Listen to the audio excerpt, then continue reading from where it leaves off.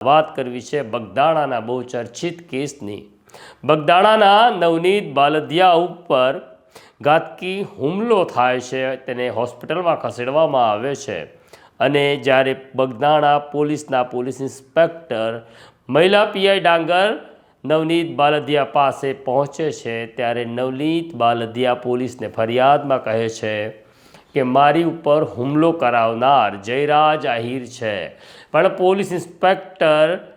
ડાંગર કોઈને કોઈ કારણસર જયરાજ આહિરનું નામ ફરિયાદમાં લખવા તૈયાર થતા નથી। આખરે આ મામલાની તપાસ એસઆઈટીને સોંપવામાં આવે છે અને એસઆઈટીએ જયરાજ આહિરની ધરપકડ કરી ભાવનગરની જેલમાં મોકલી આપ્યો હતો। જેલમાં રહેલા જયરાજ આહિર દ્વારા જામીન અરજી મૂકવામાં આવી। તેમાં એવી રજૂઆત કરવામાં આવી કે અમારી સામે જે આરોપ છે તે તથ્યહીન છે, કારણ કે નવનીત બાલદિયાની ફરિયાદમાં ક્યાંય અમારા નામનો ઉલ્લેખ નથી। આ ઉપરાંત બચાવ પક્ષે એવી પણ દલીલ કરી હતી કે જે આરોપીઓ પકડાયા એ આરોપીઓને ઓળખ પરેડ પણ પોલીસે કરાવી નથી, આમ અમારી ભૂમિકા કોઈ જ છે નહીં અને અમારી કોઈ ભૂમિકા હોય તો પોલીસે અમારી ભૂમિકા સ્પષ્ટ કરવામાં નિષ્ફળ નીવડી છે, માટે અમને જામીન આપવામાં આવે। હવે તમને ફરી યાદ અપાવું છું કે બગદાણાના પોલીસ ઇન્સ્પેક્ટર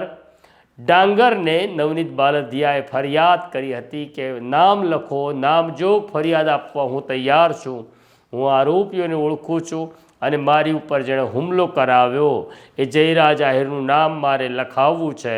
પણ ડાંગરે ઈરાદાપૂર્વક આ નામ લખવાનું ટાળ્યું હતું, જેનો ફાયદો સીધો જયરાજ આહિર અને જયરાજ આહિર સાથે રહેલા સાગરીતોને થયો અને આ જ ગ્રાઉન્ડ ઉપર અદાલતે જયરાજ આહિર અને સાગરીતોને મુક્ત કર્યા છે। હવે જોઈએ પોલીસ ઇન્સ્પેક્ટર ડાંગર સામે ખાતાકીય તપાસ ચાલે છે, તેમના જેક અડે છે, તેમને કોઈ મદદ કરે છે કે તેમના રાજકીય આકા તેમને બચાવી લે છે કે પછી ભાવનગરના એસપી પ્રમાણિકપણે કામ કરી આખા મામલામાં બેદરકારી દાખવનાર કે પછી ઈરાદાપૂર્વકની ગુનાહિત બેદરકારી દાખવનાર પોલીસ ઇન્સ્પેક્ટર ડાંગર સામે શું પગલાં ભરે છે, આવનારું સમય જ કહેશે।